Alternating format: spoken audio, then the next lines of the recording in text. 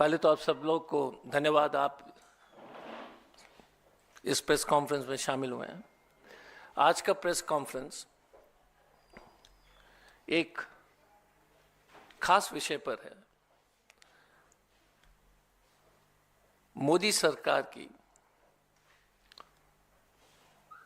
सामरिक, रणनीतिक, strategic, defence और आर्थिक डिप्लोमेसी की फेलियर पर है।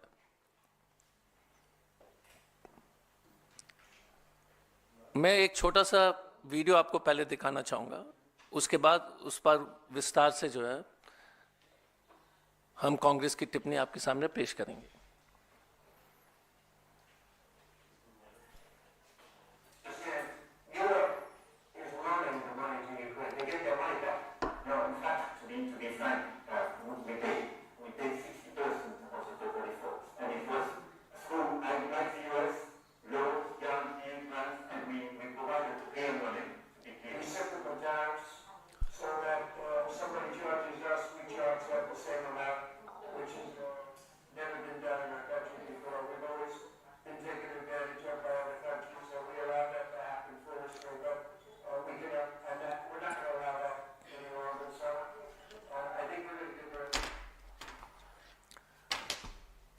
ये दो राष्ट्र अध्यक्ष की कहानी है।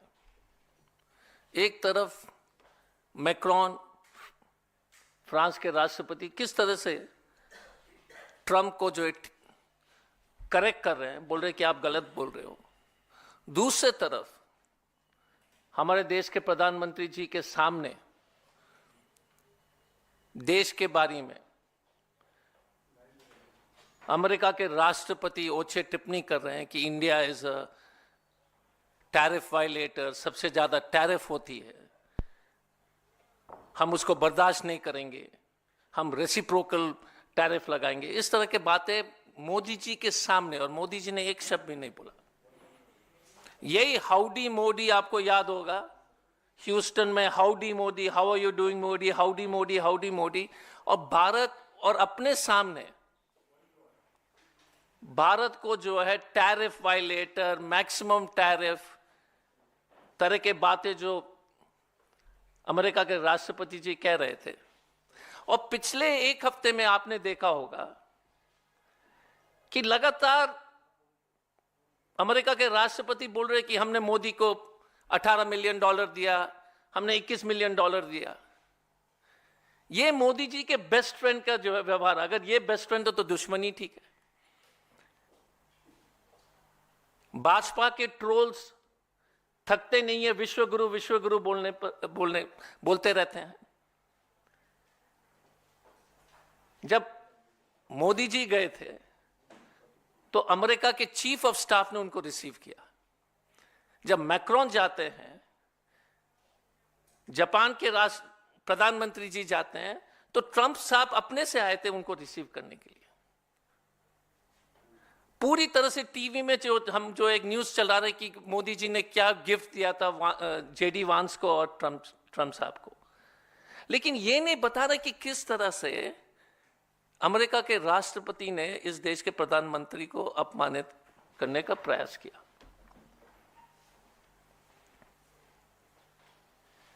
और आज के प्रेस वार्ता में आप सब लोग को, इस देश के लोग को चिंता होनी चाहिए। मोदी जी वापस आए और जैसे ही वापस आए थे तो अमेरिका ने अनाउंस किया कि F-16 का $356 मिलियन, $356 मिलियन, 3000 करोड़ के आसपास के जो है स्पेयर पार्ट्स जो है F-16 के मेंटेनेंस के लिए वो दिया जा रहा है पाकिस्तान को। कोई शब्द नहीं है विदेश मंत्रालय से।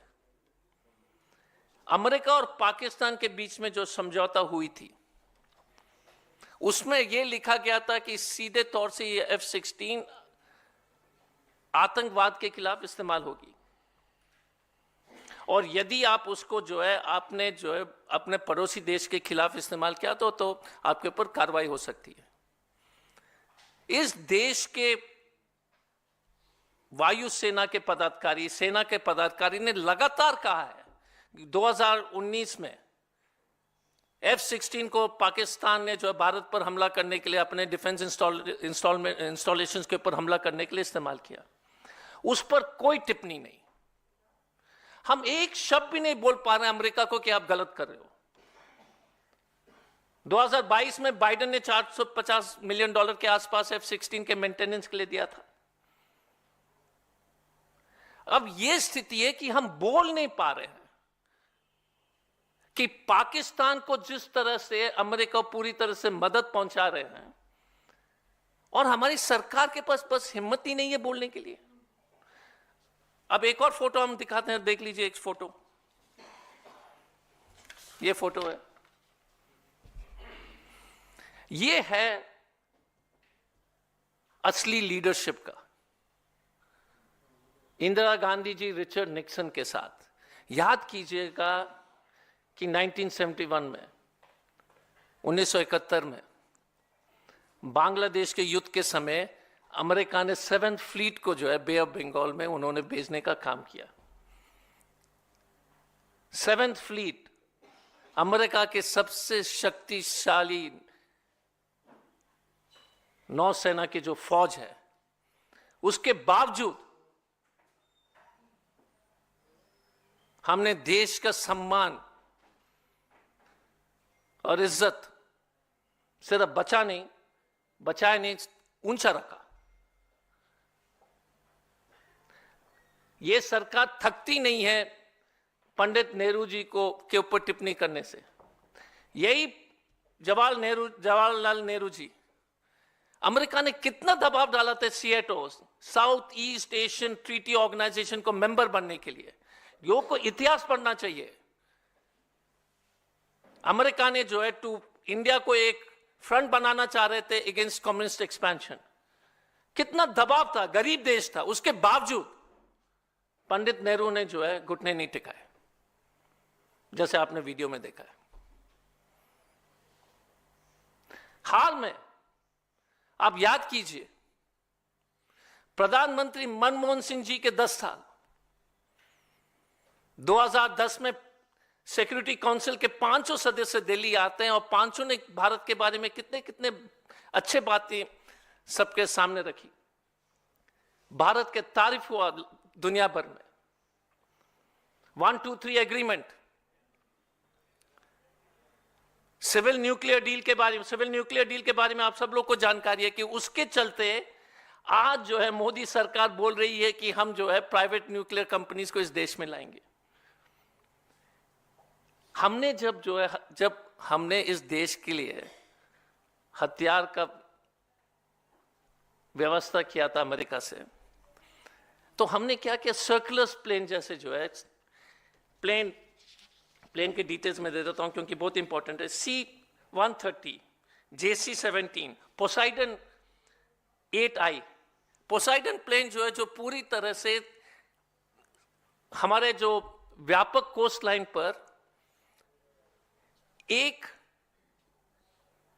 रिकॉनाइजेंस एयरक्राफ्ट के रूप में, सूचना तंत्र के रूप में सुनिश्चित करती है, ये टेक्नोलॉजी सुनिश्चित करती है कि किसी तरह का जो है पानी के माध्यम से, सी के माध्यम से कोई भी जो है अटैक, अगर किस तरह का कोई देश प्रयास करेगा तो हम लोग सुरक्षित हैं। ये थी एक समझदार सरकार की जो है नीति। मनमोहन सिंह जी ने जिस तरह से अमेरिका के साथ हमने संबंध बनाए, $9 बिलियन के जो आर्म्स ट्रेड हुए थे, जितने भी जो सामग्री हमने खरीदा था वो देश के हित में था। अब मोदी जी क्या कर रहे हैं, F-35। अब F-35 के बारे में मैं तो उन्हीं के परम मित्र के जो ट्वीट दिखाना चाहता हूं, देख लीजिए। इलॉन मस्क ने F-35 के बारे में क्या कहा। सरकार ने अभी तक डिनाई नहीं किया कि हमको F-35 नहीं चाहिए। सरकार ने यहां तक भी नहीं कहा कि हम अपने वायुसेना और सेना के वरिष्ठ जनरल से और लोग से बात करके और रक्षा विशेषज्ञ से बात करके बताएंगे कि हमको F-35 चाहिए कि नहीं चाहिए। हमने बात ही नहीं की। और F-35 इस देश के लिए एक मील का पत्थर साबित हो जाएगा।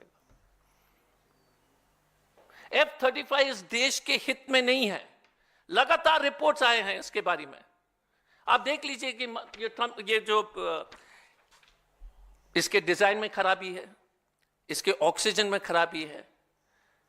मस्त साहब लिखते हैं कि इसको जो है हर चीज उसमें शामिल किया गया, इसलिए वो इनएफेक्टिव है। और एक एक जहाज $100 मिलियन के आसपास का है। तो भारत ट्रंप साहब को खुश करने के लिए ये भी नहीं बता पा रहे हैं कि इसको मत खरीदिए। हम इस सरकार से ये पूछना चाहते हैं कि आप पाकिस्तान को जो $350 मिलियन से ऊपर का जो है ग्रांट ट्रंप ने दिया, उस पर आपने क्यों विरोध नहीं किया? आपने क्या F-35 के बारे में अपने एक्सपर्ट से डिस्कशन की थी कि नहीं की थी? क्योंकि ये जो जब स्टेटमेंट आता है दो राष्ट्रीय अध्यक्ष के बीच में, तो F-35 के बारे में क्या F-35 के बारे में डिस्कशन क्यों नहीं हुआ? हम प्रधानमंत्री और सरकार से पूछना चाहते हैं कि आपने देश को इतना कमजोर और इतना बड़ा खतरे में क्यों डाला? सिर्फ मीडिया इवेंट मैनेजमेंट करके, हाउडी मोदी, परम मित्र, गुड फ्रेंड मोदी करके आपने जो है एक शब्द नहीं बोला पाकिस्तान को जो $350 मिलियन के जो है। और जब $400 मिलियन भी दिया गया था उस वक्त भी आपने नहीं बोला। लाल आंख वाल आंख दिखाने के लिए तो छोटे छोटे लोग के लिए है, जहां पर देश के मान सम्मान की बात है, कोई टिप्पणी नहीं। सेकंड इश्यू में आता हूं और उसी से रिलेटेड है। आपने देखा होगा कि टैरिफ के बारे में किस तरह से ट्रंप साहब जो है भारत को नीचे दिखाने का कोशिश कर रहे हैं। और ये सरकार इतनी डरी हुई है, बेशरम सरकार है कि मोदी जी का जाने से पहले उन्होंने हार्ली डेविडसन का 50% टैक्स कम कर दिया था, कस्टम्स ड्यूटी, और टेस्ला का 85%। जाने से पहले होता है ना कि जब स्टूडेंट खराब मार्क्स लाता है तो वो फिर पहले क्या बोलते हैं, कंपास बॉक्स को ठीक करता है। उसी तरह के व्यवहार है। ये F-35 के बारे में एक ही चीज मैं कहना चाहूंगा। आपने नापतोल वाला प्रोग्राम तो देखा होगा, 2 बजे रात को जो प्रोग्राम जो है एडवर्टाइजमेंट चलता है नापतोल वाला चैनल में, पता नहीं आप देखे कि नहीं देखे हैं? हाँ, नापतोल 2 बजे रात को फालतू चीज बेचते रहते हैं। ये नापतोल जैसे है क्या F-35? 2 बजे रात को इंडिया में 2 बजे तक जब मोदी जी ने अनाउंस किया, और मोदी जी कुछ बोल ही नहीं रहे, क्योंकि F-35 का जो है खरीदना नापतोल के बराबर हो गया। ना कोई सोच, ना कोई विचार, ना कोई फीडबैक, बस चले गए और हां बोल दिया, या ना भी नहीं बोला, हां बोला, किसी को नहीं मालूम है। अब टैरिफ की बात हम करते हैं। ये सरकार ध्यान भटकाकर जो है पूरे अपने 10 साल पार कर चुकी है, और ये कोशिश रहेगी हमेशा अगर 5 साल और पार करने के लिए। पिछले 1 साल में 80 lakh crore, I repeat, 80 lakh crore market से उड़ गया है। जनवरी से 45 लाख करोड़। आप समझ रहे हैं? जितने भी पेंशन स्कीम, म्यूचुअल फंड, गरीब आदमी ने जो पैसा डाला था पिछले 15-20 साल में, पूरे गेन्स खत्म हो गए। आपने जो पैसा डाला था 5 साल पहले, बराबर कर दिया मोदी जी और मोदी जी की सरकार ने। और क्यों बताता हूं। शुरू करते टैरिफ से। और इसीलिए मैं बार बार कहता हूं कि ये सरकार इतनी निकम्मी है, डब्बू है, कि बॉर्डर असुरक्षित है और अर्थव्यवस्था चौपट है। टैरिफ के चलते अमेरिकन टैरिफ रेसिप्रोकल, पारस्परिक टैरिफ जो बोलते हैं, रेसिप्रोकल टैरिफ, मतलब हम 10% देंगे तो वो 10 करेगा 50। उससे जीडीपी में 0.5 to 0.6% की गिरावट होगी। आप समझ रहे हैं मार्केट क्यों डूब रहा है? लोग को विश्वास नहीं है कि मोदी सरकार कुछ कर पाएगी अमेरिका के खिलाफ। और ये सरकार को पहले से निर्मला सीतारमण को मालूम था कि टैरिफ लगने वाले हैं। उसके बावजूद, और सच सोच लीजिए, 6.5% अगर जीडीपी है, -0.6 कर दो, 5.9 आ जाता है। और इन्फ्लेशन अगर जोड़ दोगे, आप सोच लीजिए इस देश की क्या स्थिति होगी। लोग नहीं समझ पा रहे हैं कि इस देश जो है किस खतरे की तरफ बढ़ रहा है। तो मोदी जी जो है अर्थव्यवस्था के दुश्मन है। नोटबंदी, घटिया जीएसटी और अब ये टैरिफ, और चौथा अनप्लान्ड लॉकडाउन। अनप्लान्ड लॉकडाउन में एमएसएमई खत्म हो गई पूरी तरह से। जीएसटी के चलते जितने भी बचे कुछ एमएसएमई थे, जो इस देश के जो 60% लोग के जो नौकरी देते हैं, छोटे उद्योग, वो खत्म हो गई। नोटबंदी से जितने भी उद्योग जो बचा कुचा था वो भी खत्म हो गया। तो इस महान व्यक्ति को तो मानना पड़ेगा कि हर तरीके से सुनिश्चित कर दिया कि ये देश खत्म हो जाए। नोटबंदी, फॉल्स जीएसटी, लॉकडाउन, टैरिफ। हमें डर है कि अगर इस तरह से देश की अर्थव्यवस्था चलती रहेगी तो हम आंतरिक रूप से बहुत कमजोर हो जाएंगे। और निर्मला सीतारमण को मालूम, ये बात पता होने के बावजूद कोई करेक्टिव एक्शन उन्होंने नहीं लिया।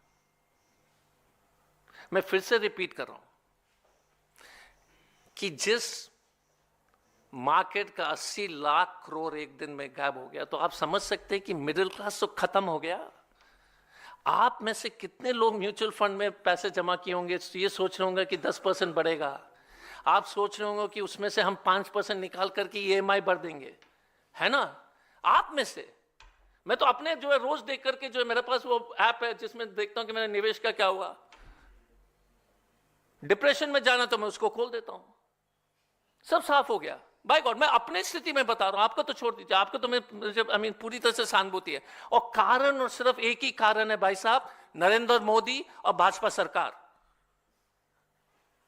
और याद कीजिए कांग्रेस के समय एक इंटेलेक्चुअल, एक फाइनेंस एक्सपर्ट, जो दुनिया भर में जो लोग कहते थे कि जब तक you have a prime minister like mister Manmohan Singh, India will never have an economic challenge.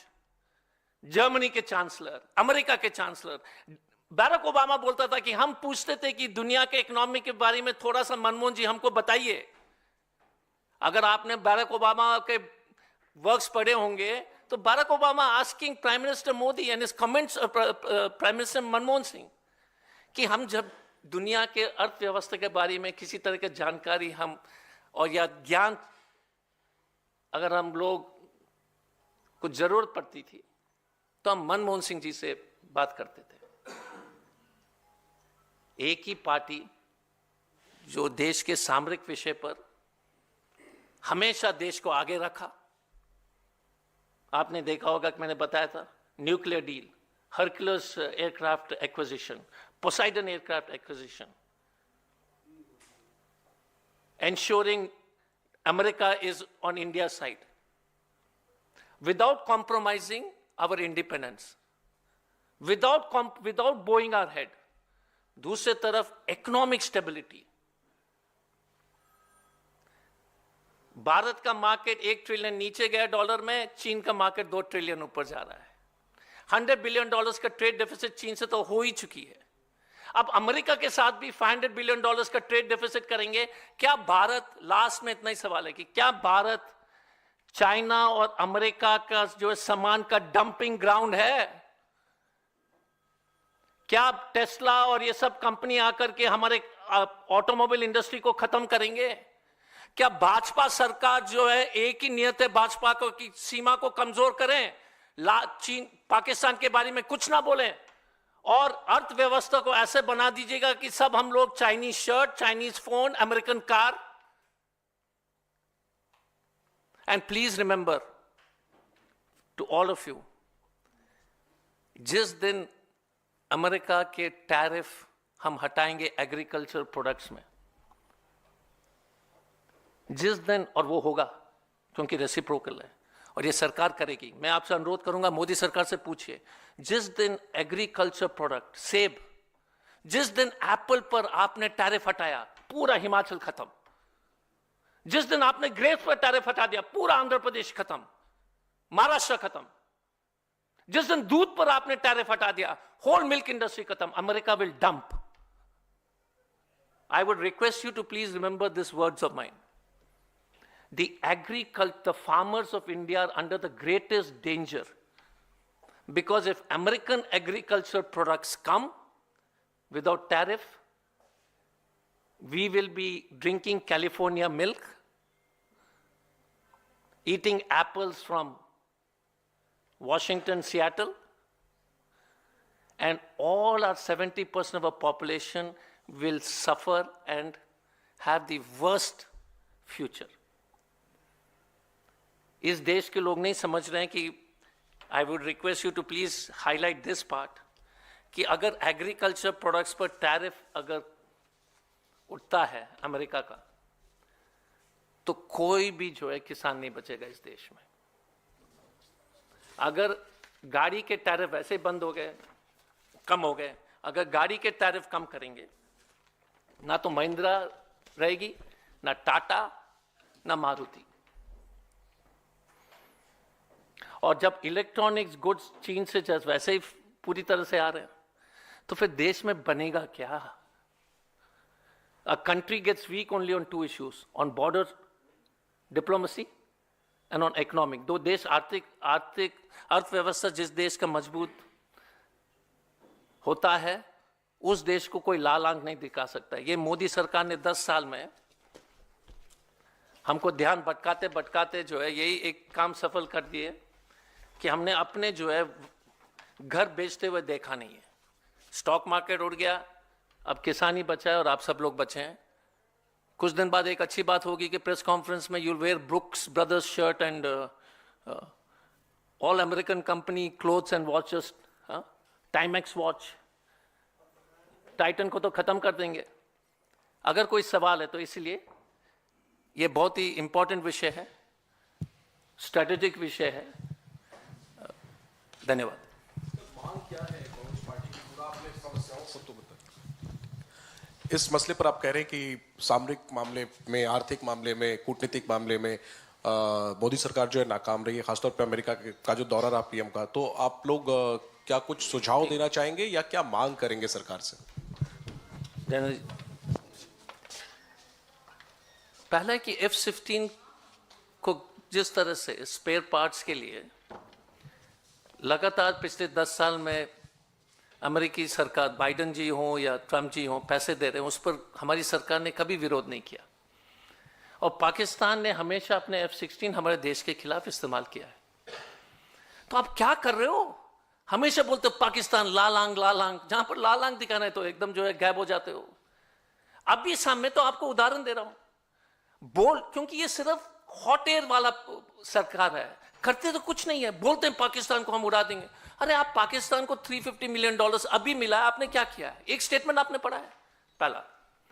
दूसरा F-35 को आप नकारिए, पब्लिकली बोलिए हमको नहीं चाहिए, क्योंकि आपने पब्लिक डोमेन में कहा कि हमको कोई सुकोई प्लेन ज्यादा फायदेमंद है।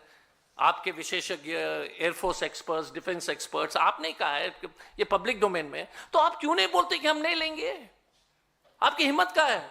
अब देश को जो आप इतने डरे हुए कि आप बोल भी नहीं पा रहे हो कि F-35 नहीं लेंगे, और सब कहते हैं कि सबसे बड़ा, सबसे बेकार एयरक्राफ्ट है। ये तो दो चीज है।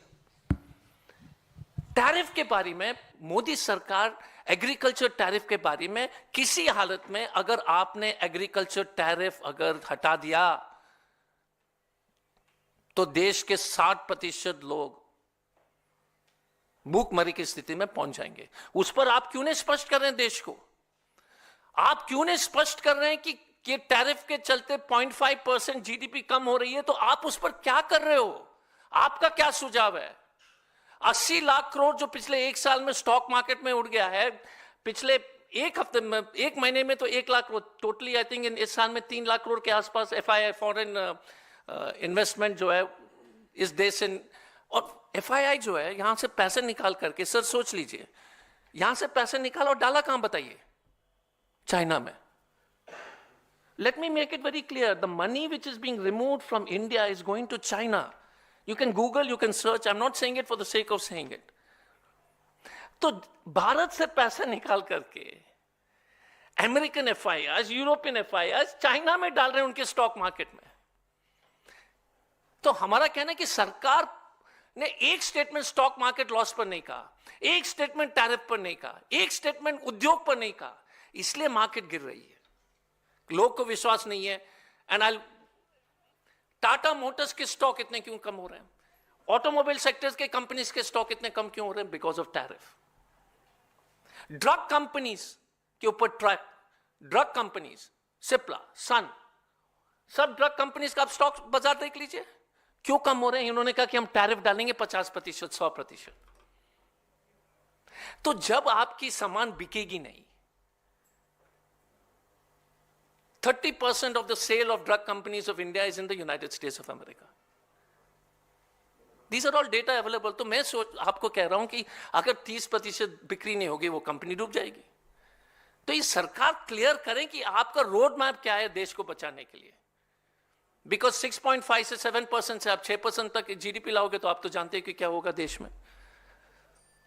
हमारी सैलरी कम हो जाएगी, आपकी कम हो जाएगी, EMI भर नहीं पाएंगे. लेकिन एक एडवांटेज जरूर है कि ब्रुक्स ब्रदर के जूते पहन लेंगे. हाँ, EMI खत्म हो जाएगा लेकिन जूता जो है अमेरिकी होगी. Any other question? कोई भी कुछ भी पूछ लीजिए. Is there some, do you have any roadmap? You raised certain queries that if no tariff is imposed on this, your agricultural products from US and all, do you have any roadmap? What should be done? What should government do, So I want to prevent ask this disaster, as you said? No, so if you remember, you saw the way Canada and Mexico reacted, and the tariffs were dropped. My question is, India has to make a case. You have to engage with the Trump government saying we will not accept it because these are reasons specific to this country. Or you have a plan to protect yourself, take the risk, and how do you develop the country? But I'm asking a very simple question, sir. If you remove tariff on agricultural products, can you imagine what will happen to India? Cheese will come from Switzerland. Milk will come from the United States. Milk powder, and then they'll mix it here. There'll be no agriculture left, and I'm sorry. I'm unable to communicate my anguish and pain that what will happen to Indian farmers is genuinely unbelievable. आप Saudi Arabia जाइए, Jordan चले जाइए, उनके जो है mall में सिर्फ विदेशी खाने की सामग्री है. No agriculture in Jordan. No agriculture in all these countries will be finished. So that's one issue. Any other question? I know it's a complicated topic. I hope it was interesting. I tried my best. No, it's an important topic. But we are so used to event management that. Yes, sir. जी. क्या कहना चाहते हैं आप? मतलब प्रधानमंत्री जी को आप target कर रहे हैं, ट्रोल कर रहे हैं, ऐसा लगता है. नहीं सर, मैं कह रहा हूं कि दो राष्ट्र अध्यक्ष की मीटिंग है सर. एक राष्ट्र अध्यक्ष कितना बोल्डली हाथ बढ़ा करके बोलता है कि नहीं आप गलत बोल रहे हो, और दूसरा राष्ट्र अध्यक्ष, और हम चाहते हैं कि हमारे प्रधानमंत्री भी ट्रंप का हाथ पकड़ करके बोले. हम चाहते हैं, देखिए हम नहीं चाहते कि हमारे प्रधानमंत्री जी जो है डरे हुए वहां सहमे हुए बैठे हैं वहां पर. हमें खराब लगता है. भाजपा के ट्रोल्स को भी बोलिए, उनको भी खराब लगनी चाहिए. आपने मैंने देखा था, इसलिए मैं चाहता था कि मोदी जी आप पकड़े बोले कि no mister Trump on tariff you are wrong, we will discuss this separately. तब ना देश की इज्जत जो है बरकरार रहती. नहीं तो ये फ्रांस और मैंने सिर्फ उदाहरण दिया था. आप ही अपना निष्कर्ष पर पहुंच जाइए. मैंने सिर्फ 2 वीडियो दिखाए और मैंने दिखाया कि 2 राष्ट्र अध्यक्ष के रिएक्शंस कैसे हैं, अलग अलग हैं. हम चाहते हैं कि मोदी जी जैसे कांग्रेस के ऊपर बरसते हैं उसी तरह से ट्रंप के ऊपर बरसे. कांग्रेस के ऊपर हमेशा उनका पूरा फायर रहता है, उसी तरह से जो है ट्रंप को क्यों नहीं करते हैं? अजय सर, सवाल मेरा सर आपसे ये है कि सर। कुंभ का भी आज समापन हो रहा है, यूपी सरकार उसको बड़े पैमाने पर, योगी सर। आदित्यनाथ भी उसको मना रहे हैं। इस बीच आपकी सहयोगी पार्टी है एक सपा के ही एक नेता ने सवाल खड़े कर दिए राहुल गांधी और गांधी परिवार पे कुंभ में ना जाने को लेके, आप क्या कहेंगे? देखिए, पता नहीं वो व्यक्ति कौन है। अब कोई भी जो है रोड पर चलने वाले व्यक्ति का मैं टिप्पणी पर मैं क्या बोलूं? कोई भी कुछ भी बोल दे, अनाप शनाप बोलने के लिए तो फ्रीडम है देश में, तो अभी भी आज़ादी है, जेल नहीं जाते हैं इसके लिए, तो अच्छी बात है। मैं जानता भी नहीं उस व्यक्ति को, ना कोई जानता, आप भी नहीं जानते होंगे, बोलने से पहले तो आप भी नहीं जानते थे। जब से उन्होंने बोला था तो लोग उनके जाम याद कर लिए, तो बोले कि और उचित टिप्पणी देते रहेंगे, नहीं तो कोई जानता ही नहीं था उस व्यक्ति को, तो मैं क्यों बोलूं उसके बारे में? के बारे में मत बोलिए, लेकिन एक बेसिक सवाल जो है वो लगातार इस बात को लेकर उठ रहे हैं, क्योंकि जब तक ये कुंभ चला तब तक कई बार तारीखें बदली गई। मीडिया में भी ये चला कि राहुल गांधी जो है वो कुंभ जा सकते हैं। गांधी परिवार को उत्तर प्रदेश कांग्रेस कमेटी की तरफ से 4 तारीख का डेट भी दिया गया था कि आप आइए यहाँ। क्या बतौर कांग्रेस के नेता आप लोग को कोई जानकारी दी गई कि मीडिया अगर सवाल करे तो आप क्या जवाब देंगे? नहीं, फर्स्ट क्वेश्चन, आपने कितना कवर किया था जब हम सोमनाथ मंदिर गए थे, जब सोनिया जी जो है कुंभ गई थी? ये आस्था की बात है हमारे लिए। देखिए, कांग्रेस पार्टी में मस्जिद हो, मंदिर हो, गुरुद्वारा हो, हम सब धर्म का सम्मान करते हैं। हमारे लीडर सचिन पायलट गए थे तो आपने कितना कवरेज दिया था?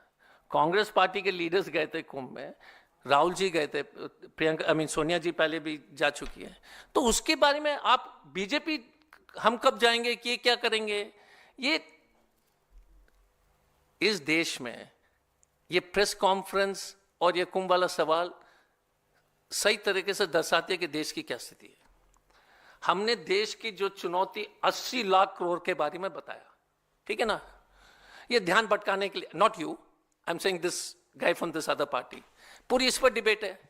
आप सोच लीजिएगा कि जिस देश में 80 लाख करोड़ स्टॉक मार्केट में डूब गया, जिस देश में जो है पाकिस्तान को जो आप एक टिप्पणी नहीं कर सकते हो, जिस देश में जो है पूरी तरह से एग्रीकल्चर चौपट होने की स्थिति में है, अशोक गुलाटी से पूछिए, वो तो विशेषज्ञ हैं, वो तो प्रो गवर्नमेंट भी है, वो क्या बताएंगे? वो भी यही बताएंगे। हमारा इतना ही कहना है, madam, please cover us whenever we visit religious places. We don't have to explain our आस्था। हम जब जाते हैं, जाएंगे अपने टाइम पर जाएंगे, फिर से कुंभ होगा, अर्ध कुंभ होगा, महाकुंभ होगा, होता रहेगा। So this is all, to bring ये सब डिबेट जो है 80 लाख करोड़ को छिपाने के लिए जो है टीवी में डिस्कशंस होंगे। मैं आपके चैनल से अनुरोध करूंगा कि 80 लाख करोड़ के बारे में भी डिबेट कर लीजिए और हमको बुलाइए, हम आपके आभारी रहेंगे।